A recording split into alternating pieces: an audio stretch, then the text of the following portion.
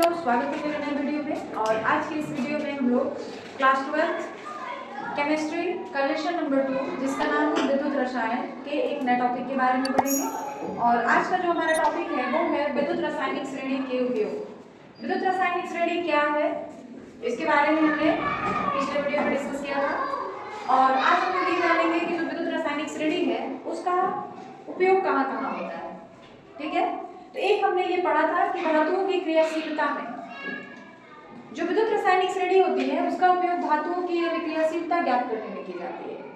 आपने देखा विद्युत रासायनिक श्रेणी का यहाँ पे हम शॉर्ट फॉर्म लिख दे रहे हैं। जैसे बीच में हाइड्रोजन कहीं होता है जिसकी अभिक्रियाशीलता 0 मानी जाती है, सबसे ऊपर लिथियम होता है और सबसे नीचे जो है बोर्ड है मान लीजिए।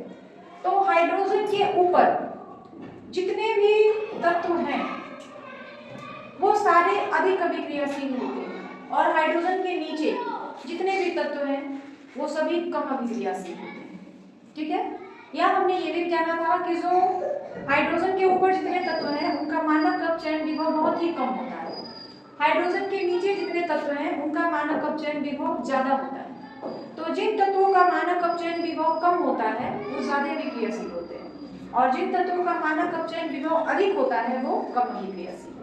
ये पहला उपयोग हो गया। तो हम ये कह सकते हैं कि विद्युत रासायनिक श्रेणी का उपयोग धातुओं की अभिक्रियाशीलता को जानने में किया जाता है। ठीक है, दूसरा उपयोग क्या है? एक ऋणाक्ष अभिक्रिया की संभाव्यता में, मतलब ऋणाक्ष अभिक्रिया हमने जाना था। ऋणाक्ष अभिक्रिया वह अभिक्रिया होती है जिसमें ऑक्सीकरण और अपचयन दोनों अभिक्रियाएं एक ही साथ होती है, वैसी अभिक्रिया को हम लोग ऋणाक्ष अभिक्रिया कहते हैं। तो कौन सी ऋणाक्ष अभिक्रिया हो पाएगी, कौन सी ऋणाक्ष अभिक्रिया नहीं हो पाएगी, ये ज्ञात करने के लिए हम लोग विद्युत रासायनिक श्रेणी का उपयोग करते हैं। कैसे करते हैं वो यहाँ बताया जा रहा है। यदि E0 सेल का मान धनात्मक प्राप्त होता है तो अभिक्रिया संभाव्य होगी, अभिक्रिया जो होगी संभव है। अगर हम इस फॉर्मूले से जो सेल का विभव है, मानक अपचयन विभव है, वो निकाल लेते हैं इस फॉर्मूले से। अगर E0 सेल का मान धनात्मक आ गया, देखिए यहाँ पे लिखा है धनात्मक प्राप्त होता है तो अभिक्रिया संभाव्य होगी, अभिक्रिया संभव है, हो सकती है। और यदि E0 सेल का मान ऋणात्मक निकल जाता है, इसी से हम लोग लगाते हैं फॉर्मूले से। और अगर E0 सेल का मान ऋणात्मक आ जाए तो अभिक्रिया संभव नहीं हो पाएगी। इसके हम लोग एग्जाम्पल के तौर पे सवाल भी करेंगे, वहां पे और चीजें क्लियर हो जाएंगे। और यदि E0 सेल का मान 0 हो तो अभिक्रिया साम्य अवस्था में होती है। कहने का मतलब ये है, इस फॉर्मूले के आधार पर हम लोग सेल का मानक अपचयन विभव निकाल लेते हैं। अगर सेल का मानक अपचयन विभव धनात्मक है तो अभिक्रिया संभव है, सेल का मानक अपचयन विभव ऋणात्मक है तो अभिक्रिया संभव नहीं होगी, और सेल का मानक अपचयन विभव 0 आ जाए तो अभिक्रिया साम्य अवस्था में होगी। ये तीन चीजें आपको याद रखनी है। ठीक है, उसके बाद तीसरा उपयोग क्या है? लवण विलयनों से धातु का विस्थापन। मतलब ये कि जो विलयन होते हैं एक धातु श्रेणी में अपने से नीचे स्थित किसी अन्य धातु को उसके लवण विलयन से विस्थापित कर सकता है। कहने का मतलब ये है ना, जो अधिक अभिक्रियाशील धातु होते हैं वो अपने से कम अभिक्रियाशील धातु को उसके लवण के विलयन में से विस्थापित कर देते हैं। तो अधिक अभिक्रियाशील धातु विद्युत रासायनिक श्रेणी में कहाँ होते हैं? हाइड्रोजन के ऊपर होते हैं। और कम अभिक्रियाशील धातु विद्युत रासायनिक श्रेणी में हाइड्रोजन के नीचे होते हैं। तो जो अधिक अभिक्रियाशील धातु होते हैं यानी हाइड्रोजन के ऊपर जितने भी धातु होते हैं वो हाइड्रोजन के नीचे जितने भी धातु होते हैं उनको उनके लवण के जलीय विलयन में से विस्थापित कर देते हैं। ठीक है, उसके बाद चौथा, धातु द्वारा तनु अम्लों से हाइड्रोजन का विस्थापन। विद्युत रासायनिक श्रेणी को देखकर हम लोग ये पता लगा सकते हैं कि कौन सा धातु तनु अम्ल के साथ अभिक्रिया करके हाइड्रोजन को विस्थापित कर देगा। ठीक है, विद्युत रासायनिक श्रेणी अगर आपको दे दी जाए तो उसको देख के आप ये बता सकते हैं कि कौन सा धातु तनु अम्ल के साथ अभिक्रिया करके उसमें से हाइड्रोजन को विस्थापित कर देगा। तो उसके लिए देखिए क्या बताया जा रहा है, विद्युत रासायनिक श्रेणी में हाइड्रोजन के ऊपर स्थित कोई भी धातु तनु अम्ल से हाइड्रोजन को विस्थापित कर सकता है। हाइड्रोजन के ऊपर जितने भी धातु होते हैं विद्युत रासायनिक श्रेणी में वो सभी अधिक अभिक्रियाशील धातु कहलाते हैं। हाइड्रोजन के नीचे जितने भी धातु होते हैं वो सभी कम अभिक्रियाशील धातु कहलाते हैं। तो हाइड्रोजन के ऊपर जितने धातु हैं वो जब तनु अम्ल के साथ अभिक्रिया करते हैं तो उसमें से हाइड्रोजन को विस्थापित कर देते हैं। ठीक है, तो विद्युत रासायनिक श्रेणी को देख करके आप ये बता सकते हैं कि हाइड्रोजन के ऊपर जितने तत्व हैं वो तनु अम्ल के साथ जब अभिक्रिया करते हैं तो उसमें से हाइड्रोजन गैस को विस्थापित कर देते हैं। पांचवी प्रॉपर्टी मतलब पांचवा उपयोग क्या है? मानक सेल विभव की गणना करने में। कोई भी सेल है गैल्वेनिक सेल, उसका जो मानक अपचयन विभव होता है उसको हम लोग विद्युत रासायनिक श्रेणी से ज्ञात कर सकते हैं, क्योंकि उसमें जो होता है ना सभी धातुओं के मानक अपचयन विभव का मान दिया रहता है। तो हम लोग इस फॉर्मूले का उपयोग करके किसी भी सेल का सेल विभव या मानक अपचयन विभव का मान निकाल सकते हैं। ठीक है, तो ये था विद्युत रासायनिक श्रेणी के उपयोग, और ये मोस्ट इंपॉर्टेंट है, एग्जाम में अक्सर पूछा जाता है कि विद्युत रासायनिक श्रेणी का उपयोग क्या है, तो ये आपको याद होना चाहिए, पेपर पे पूछा जाता है।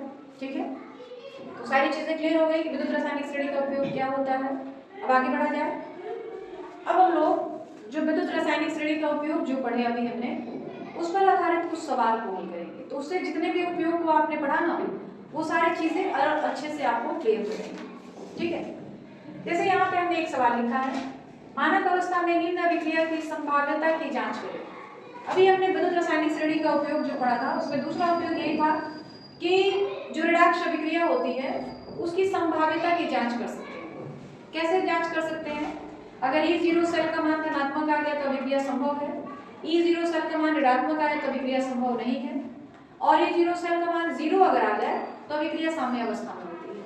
तो उसी चीज का उपयोग करते हुए हमको यहाँ पे बताना है, यहाँ पे एक सेल अभिक्रिया दी गई है, रिडक्स अभिक्रिया दी गई है, ये अभिक्रिया है रिडक्स अभिक्रिया, जिसमें ऑक्सीकरण भी हो रहा है और अपचयन भी हो रहा है। तो इस अभिक्रिया को देखकर आपको ये बताना है कि अभिक्रिया संभव है या नहीं है। ठीक है, तो इसके लिए आपको E0 सेल यानी मानक अपचयन विभव निकालना पड़ेगा। मानक अपचयन विभव निकालने के लिए आपके पास फॉर्मूला था E cathode minus E anode, उस फॉर्मूले का हम यूज करेंगे। तो सबसे पहले आपको ये पता होना चाहिए कि ये जो सेल अभिक्रिया दिख रही है, रिडक्स अभिक्रिया दिख रही है, इसमें कैथोड कौन है और एनोड कौन है, ये आपको पहचानना पड़ेगा। ठीक है, अभिक्रिया को देखने के बाद ये आपको पहचानना पड़ेगा कि कैथोड कौन सा है, एनोड कौन सा है, ऑक्सीकरण किस पे हो रहा है, अपचयन किस पे हो रहा है, तभी जाके आप बता पाएंगे कि अभिक्रिया जो है संभव है या नहीं है। तो देखिए यहाँ पर कॉपर आयन है, कॉपर आयन के रूप में पहले था, लेकिन जैसे ही अभिक्रिया हुई वो किस तरह का हो गया, CuS। तो कॉपर देखिए पहले यहाँ पे भी आप समझ सकते हैं, कॉपर पहले ऐसा था Cu2+, बाद में ऐसा हो गया। मतलब आपको ये बताना है कि जो कॉपर आयन है, ये कॉपर आयन है और ये कॉपर धातु है, कॉपर आयन के फॉर्म में था पहले, जैसे अभिक्रिया हुई वो कॉपर धातु में बदल गया। तो आपको अब ये समझना है कि जो कॉपर है वो इलेक्ट्रॉन का त्याग कर रहा है कि इलेक्ट्रॉन को ग्रहण कर रहा है, ये आपको पहचानना है। तो अगर त्याग करेगा तो एनोड माना जाएगा और ग्रहण करेगा तो कैथोड माना जाएगा। इसको देख क्या बताइए कि कॉपर जो है इलेक्ट्रॉन का त्याग कर रहा है कि इलेक्ट्रॉन को ग्रहण कर रहा है। आप अगर इसे देखेंगे तो इसमें क्या है कि कॉपर आयन के फॉर्म में था पहले, जब वो 2 इलेक्ट्रॉन ग्रहण करता है, इसमें तो पहले वो इस फॉर्म में था, जब ये 2 इलेक्ट्रॉन ग्रहण करता है ना तो इसमें क्या आ जाता है, -2 बार आ जाए। जैसे यहाँ पे 2+ है ना, इसका मतलब है 2 बार प्लस है, ऐसे। अब 2 इलेक्ट्रॉन ग्रहण करता है अगर तो 2 माइनस भी आ जाता है, 2+ और 2 कैंसिल हो जाएंगे, क्या बच जाएगा, Cu। यानी कॉपर आयन जो है इलेक्ट्रॉन को ग्रहण कर रहा है, तो ग्रहण कर रहा है तो फिर ये कैथोड का काम कर रहा है। आ रही बात समझ में ना, कि अगर कोई भी पदार्थ इलेक्ट्रॉन को ग्रहण करता है तो वो वहां पर अपचयन की अभिक्रिया होती है, और जब भी अपचयन होता है वो कैथोड होता है। एनोड पर ऑक्सीकरण होता है और वहां पे इलेक्ट्रॉन का त्याग किया जाता है, यानी कैथोड हमारा ये हो गया, यह जो है ये क्या हो गया, कैथोड हो गया। जब ये कैथोड हो गया तो फिर ये एनोड होगा। ये बात समझ आ रही है ना, ये जब कैथोड हो गया तो फिर ये एनोड होगा, क्योंकि एक कैथोड और एक एनोड ही होंगे।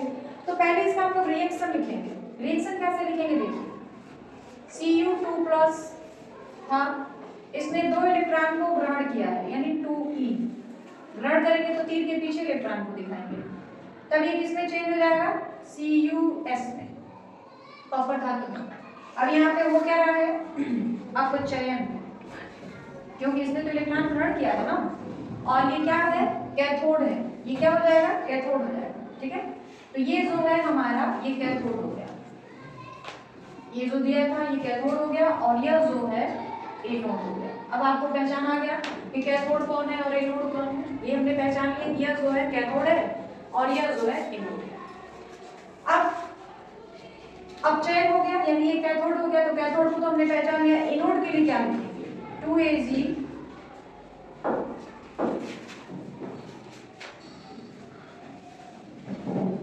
यहाँ पे आक्षीकरण हो रहा है क्योंकि सिल्वर ने 2 इलेक्ट्रॉन का त्याग किया हुआ है, तो ये क्या हो रहा है? आक्षीकरण हो रहा है। आक्षीकरण हमेशा कैथोड पर, एनोड पर होता है और अपचयन हमेशा कैथोड पर होता है। बेसिकली आपको बस यही पहचानना है कि कैथोड कौन है और एनोड कौन है। तो आपने पहचान लिया कि यह जो है कैथोड है और यह जो है एनोड है। इनका मानक अपचयन विभव यहाँ पे दे रखा है सवाल। अब फॉर्मूला क्या था हमारे पास? E0 cell is equal to E0 cathode minus E0 anode. E0 जो है ना, इसको हम लोग मानक अपचयन विभव कहते हैं। तो कैथोड कितना दिया हुआ है? कैथोड के लिए 0.34, तो यहाँ पे रखेंगे 0.34 माइनस एनोड का मान कितना दिया हुआ है? 0.80, यही दिया हुआ है ना, दोनों का मान दे दिया है। अब इन दोनों को हम लोग आपस में घटा देंगे तो क्या हो जाएगा? 0.34 माइनस 0.80, यही होगा। बढ़ाएंगे तो आएगा माइनस 0.46 वोल्ट। यानी जो सेल का मानक अपचयन विभव है वह कैसा आ गया? ऋणात्मक आ गया। और विद्युत रासायनिक श्रेणी का जो आपने दूसरा उपयोग पढ़ा था उसमें लिखा गया था कि अगर E0 सेल का मान धनात्मक आएगा तो अभिक्रिया संभव होगी, E0 सेल का मान ऋणात्मक आएगा तो अभिक्रिया संभव नहीं होगी। यानी यह जो अभिक्रिया लिखी गई है ऋणाक्ष अभिक्रिया, क्या यह अभिक्रिया संभव होगी? नहीं होगी। क्यों नहीं होगी? क्योंकि हमने E0 सेल का मान निकाला और वो कैसा आ गया? ऋणात्मक आ गया, इसलिए ये संभव नहीं होगा। तो यहाँ पे आपको लास्ट में लिखना पड़ेगा, क्योंकि E0 सेल हम लोग पढ़ते हैं लेकिन इस सेल का मानक अपचयन विभव कहते हैं, का मान ऋणात्मक है।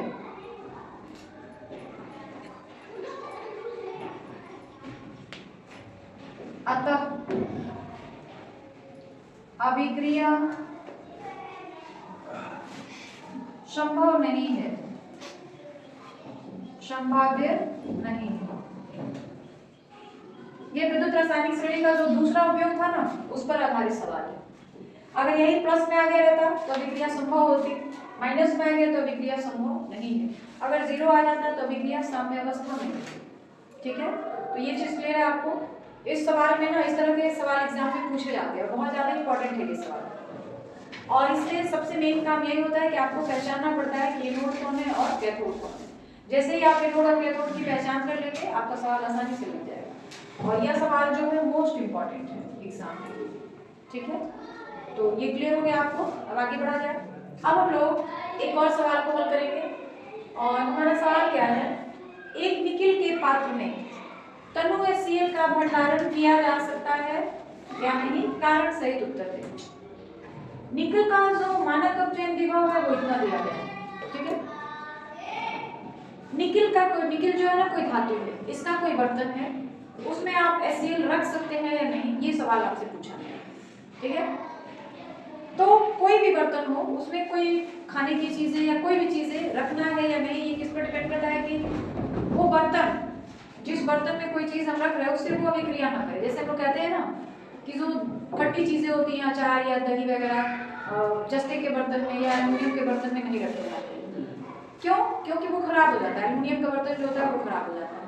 तो उसी तरह से यहाँ पे पूछा जा रहा है कि क्या निकिल के बर्तन में HCl का भंडारण किया जा सकता है या नहीं? कारण सहित आपको उत्तर बताना है। निकिल का जो मानक अपचयन विभव है इतना दिया हुआ है। हाइड्रोजन का मानक अपचयन विभव कितना होता है? हाइड्रोजन के मानक अपचयन विभव को हम लोग लिखते हैं 0.00। ठीक है, अब आपको ये देखना है कि दोनों में से मानक अपचयन विभव किसका कम है? निकिल का कम है कि हाइड्रोजन का कम है? निकिल का कम है। यानी इसकी अपचायक क्षमता हाइड्रोजन से अधिक होगी। ये माइनस लगा हुआ है इसलिए इसका कम हो गया है, ये 0 है तो, क्योंकि आपको पता है कि हर ऋणात्मक संख्या 0 से छोटी होती है, ठीक है ना। तो निकल की अपचायक क्षमता जो है वो हाइड्रोजन से अधिक है, यानी जो निकल है, अगर कोई निकल का हमको कटोरा दे दिया गया और उसमें HCl भर दिया गया, ठीक है, इसमें हमने रखा HCl, ये HCl, और ये जो बर्तन है वो निकल का है। निकल का मानक अपचयन विभव हाइड्रोजन से ज्यादा हो रहा है, तो ये जो निकल है ना क्या करेगा, इस HCl में से हाइड्रोजन को विस्थापित कर देगा, इस HCl में से अभिक्रिया करके हाइड्रोजन को विस्थापित कर देगा।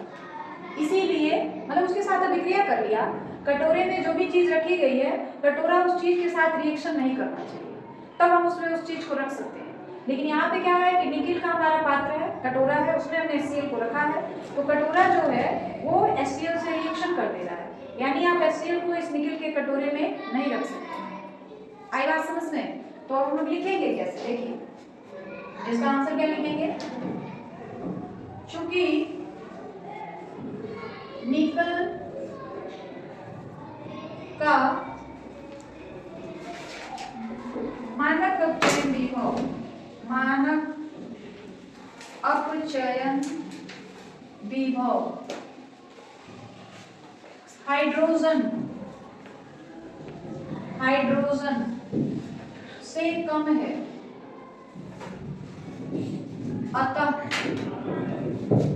इसकी अपचायक क्षमता, इसकी अपचायक क्षमता हाइड्रोजन से अधिक है।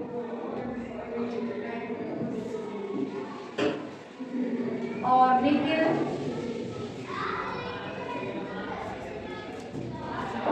HCl से अभिक्रिया कर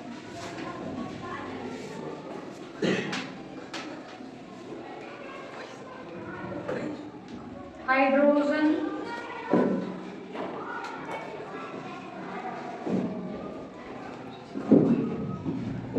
को विस्थापित कर देगा, विस्थापित कर देगा। अतः निकल के पात्र में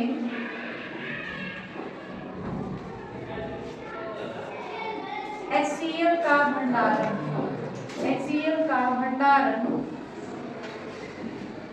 संभव नहीं है, संभव नहीं है। आई बात समझ में? आप निकल के कटोरे में HCl को नहीं रख सकते, अगर रखेंगे तो निकल का जो बर्तन है, कटोरा है, वो HCl से अभिक्रिया कर लेगा और उसमें से हाइड्रोजन को विस्थापित कर देगा, फिर HCl की प्रकृति जो है बदल जाएगी, इसीलिए निकल के बर्तन में आप HCl का भंडारण नहीं कर सकते। तो ये बात समझ आ गई। तो आज के वीडियो में बस इतना ही, बाकी हम लोग कल के वीडियो में जानेंगे। और वीडियो के लास्ट में यही कहना चाहती हूँ कि अगर आपको हमारे वीडियोज अच्छे लगते हैं तो प्लीज़ हमारे चैनल को सब्सक्राइब करें, वीडियो को जितना ज़्यादा हो सके लाइक करें, शेयर करें, कमेंट जरूर करें। वीडियो के अंदर जो भी कमियाँ हो उसे कैसे दूर किया जा सके कमेंट के थ्रू जरूर बताएं।